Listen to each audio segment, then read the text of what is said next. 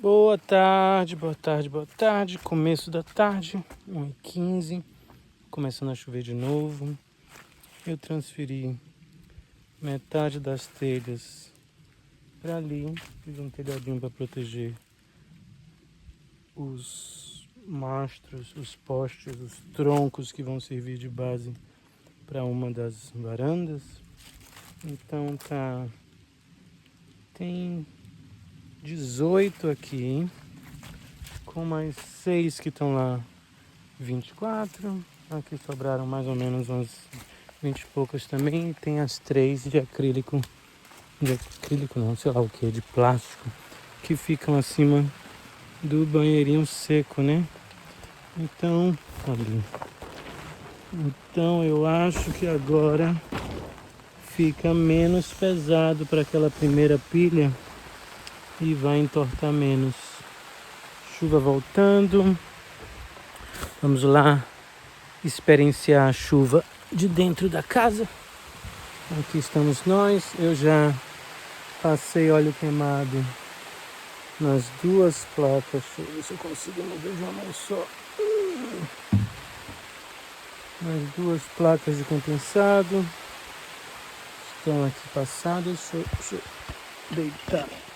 Botei esse fone aqui enquanto eu ajeito aqui e converso. Vou botar as duas juntas. Mas é isso. Sobrou um pouquinho de óleo, então eu aproveitei para passar na madeira que estava mais fragilizada. Aqui embaixo, essa que está aqui em cima agora, do lado do tronco, né? Passei um pouquinho no tronco também, mas só de onde pintei mesmo foi essa que já estava com umas manchas pretas. Eu acho que ela devia ter ficado molhada por muito tempo, já estava começando sinais de podridão, então eu passei logo para não piorar. E um restinho de nada, botei aqui, só que tinha sobrado, né? E é isso, chega de óleo. Eu vou terceirizar essa passada de óleo no resto das madeiras todas. Como eu vou ter que terceirizar também, mover as grandonas dali para cá para dentro. Ó, a chuva já parou. E, bom, um pouquinho sobre esse projeto e o que eu esperava e o que eu consegui. Quando eu decidi fazer isso, eu tinha esperança de conseguir ter a casa semi-pronta no final do período. Semi-pronta, assim, faltando só os acabamentos internos e coisa e tal. E isso era o sonho, né? E tinha esperança de ter pelo menos o telhado em pé no final do período. Como vocês podem ver, eu não consegui realizar nem o meu sonho, nem o que eu esperava. Mas cheguei a fazer bastante. Eu, infelizmente, não contei com muitas coisas importantes que foram fundamentais para o atraso dessa obra, desse projeto. Primeiro, eu escolhi... Não, primeiro vamos em ordem cronológica, em vez de anacrônica. Primeiro foi... Ah, não, tá certo. Primeiro, eu escolhi a época errada. Eu escolhi uma época que envolve muita chuva. E claro, se tem muita chuva, não dá para fazer muita coisa. Então a primeira coisa foi escolher a época errada. Segunda coisa, o processo de desmatamento desta área e cavar até chegar no subsolo para fazer a fundação demorou demais e era muito pesado para uma pessoa só, na maior parte do tempo, mesmo com a ajuda das meninas aqui e ali, das Powerpuff Girls. Assim, é muito, assim, uma coisa é uma máquina que chega aqui e faz isso tudo num dia, né? Mas nós não somos do tipo que usa máquina e destrói tudo. A gente queria um cuidado manual com esse processo. Inclusive, as árvores que tinham que ser totalmente removidas, cavar e tirar com raiz e tudo. Então foi uma escolha minha fazer assim manualmente, mas eu deveria ter contratado na época mais gente, se é que eu ia conseguir achar gente para fazer isso, mas deveria ter envolvido mais gente para que não tivesse demorado tanto esse primeiro pedaço, né? Demorou mais de um mês para chegar aqui, bosquear, tirar as árvores, tirar as árvores maiores de todas, que eu tive ajuda, né? Veio um cara com a motosserra tirar os troncos todos, inclusive aqueles lá que estão embaixo das telhas, foram tirados dessa leva. Eram árvores mortas que estavam em pé já há muito tempo aqui. E é isso, eu perdi muito tempo justamente no primeiro mês de trabalho aqui, que era um mês que não chovia tanto, ainda não tinha chegado o verão, né? Era primavera. Então, o mês para construir eu gastei. Que interessante. Eu acho tudo interessante aqui. Eu gastei tirando a floresta do lugar onde eu ia construir e cavando para chegar no nível do subsolo. Então, aqui, essas árvores aqui foram árvores que eram mortas já em pé, estão sequinhas, estão ótimas de usar e que deu um trabalhão para tirar. E isso aqui dá para ver a altura que eu tive que cavar para chegar num subsolo para poder cavar a fundação. Então foi uma perda de tempo danada, não foi perda de tempo, mas gastou muito tempo nesse processo. E aí quando eu comecei a fase cavar a fundação, etc e tal, aí vieram os novos problemas. Primeiro, a chegada das chuvas. Segundo, a entrega de material aqui nessa área. Aqui é muito distante e para chegar aqui no sítio não tem caminhão que o faça.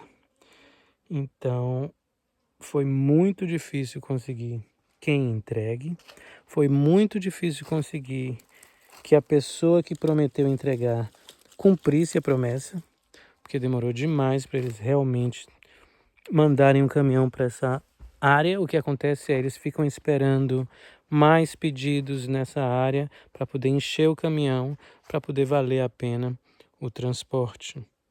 Então, eu esperei demais por isso. E outro fator envolvido com essa coisa de entrega, além do atraso dos mercadores e da dificuldade de acesso, é que eles não entregam aqui, os caminhões não chegam aqui, então eles largam tudo na estrada. Então eu tinha que coordenar um transporte da estrada para cá. O trator, mais uma coisa em relação à época em que eu fiz isso, é a época de colheita da cana para fazer cachaça. E o único trator que tem aqui na região estava ocupado com a cana e, quando não estava ocupado com a cana, estava com a carroça quebrada, esperando peça para consertar. Então eu perdi muito tempo com o material lá embaixo, na beira da estrada, sem conseguir trazer para cá para cima. Então trazia aos poucos com o carro de Ana. As coisas que davam para trazer, nem tudo dava para trazer. Atrasou tudo, desde tudo, na verdade, desde dos tijolos. Não, os tijolos a gente comprou com bastante antecedência, mas eles não foram entregues aqui, não podiam ser entregues aqui, então entregaram lá na vila. Então os tijolos a gente não quis arriscar trazer com o trator, porque iria quebrar muito tijolo nesse transporte. A estrada não é das mais fáceis, então a gente ficou trazendo aos pouquinhos, de 90 em 90, com o carro de Ana. A gente só conseguiu trazer menos de 1.000, na verdade, né? Só o suficiente para eu fazer isso, e deve ter sobrado no máximo uns 30. Então, assim, ainda tem uns 4.000 tijolos lá embaixo para trazer de 90 em 90, porque são os meus e o do Projeto Diana todo também. O Projeto Diana mistura muitas técnicas, mas usa muito tijolo desse também. Então é uma coisa que, assim, mesmo quando eu voltar, ainda vou sofrer. Apesar de que ela vai trazer durante esse tempo, sozinha ou com a ajuda de quem for aqui, alguns tijolos, porque ela também vai precisar. Mas é uma coisa que as consequências vão perdurar. Tijolo, cimento, brita, areia. Areia eu uso a dela. Estou usando a que ela já tinha conseguido trazer com o trator. Muito pesado, o trator quase vira trazendo essa areia, porque é muito inclinada a ladeira para chegar aqui. E tudo, telha, madeiras, tudo foi difícil chegar aqui. E que mais? Eu acho que de problema é isso aí. Transporte, atraso de transporte, dificuldade de transporte que traga material aqui em cima.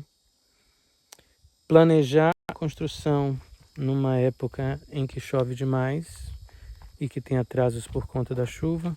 Outra coisa que atrasou a entrega, a chuva, a estrada fica muito enlameada, muito perigosa e eles também atrasam por causa disso, né? E o que eu falei, o primeiro, né, que foi limpar essa área, tirar a floresta dessa área para poder construir. Juntando todos esses problemas, mais outro fator que é terceirizar. Aqui é muito difícil arranjar mão de obra. Então, assim, eu queria fazer, né, com as minhas próprias mãos, mas tem coisa que se eu tivesse uma mão extra, e eu tive mão extra das meninas, mas não era toda hora, e nem elas têm força física suficiente para certos tipos de trabalho. Então, se eu tivesse uma ajuda, um ajudante, né, de obra, teria sido mais rápido e mais fácil. Mas tem muito pouca gente nesse povoado e eles já têm as suas ocupações. Tentei marcar, consegui alguma ajuda, tanto paga quanto gratuita, mas era aqui e ali e com muita espera e esperando a disponibilidade dessas pessoas, né? Da próxima vez eu já sei que eu tenho que planejar isso direitinho e já ter um acordo com alguém com antecedência para me ajudar na próxima fase, que vai ser levantar o telhado. E eu vou com certeza precisar de ajuda. Essas madeiras são pesadíssimas e é isso aí. Antes de vir para cá, eu já tenho que estar com isso organizado. Assim, não dá nem para trazer. Se eu quisesse, por exemplo, trazer um pedreiro de fora, que não tem nem direito onde ficar, né? Ele não ia querer ficar acampado. Eu, assim, como é comida, não ia ter dinheiro para ficar indo no único. Só tem 2 restaurantes aqui, um foi inaugurado recentemente. Ficar indo todo dia nesses restaurantes, eu tinha que cozinhar de alguma forma, mas ou você constrói ou você cozinha. Talvez pagar uma das meninas para se dispor a fazer isso. Complicado, assim, mantimento. A gente vai de 15 em 15 dias em Ibicoara comprar mantimento. São 30 quilômetros daqui. Muita dificuldade, muitas coisas que eu não tinha planejado, que não estava na logística que eu imaginava. E é isso aí. Mas chegamos. Ó, adoro ver. Chegar aqui, de um lugar que dê pra ver melhor. Isso um pouquinho.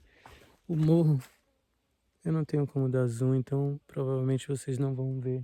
Mas tem uma espécie de porta, tem um negócio quadrado bem no meio dele aqui, assim, que é muito interessante. Algumas das montanhas aqui tem essa feature.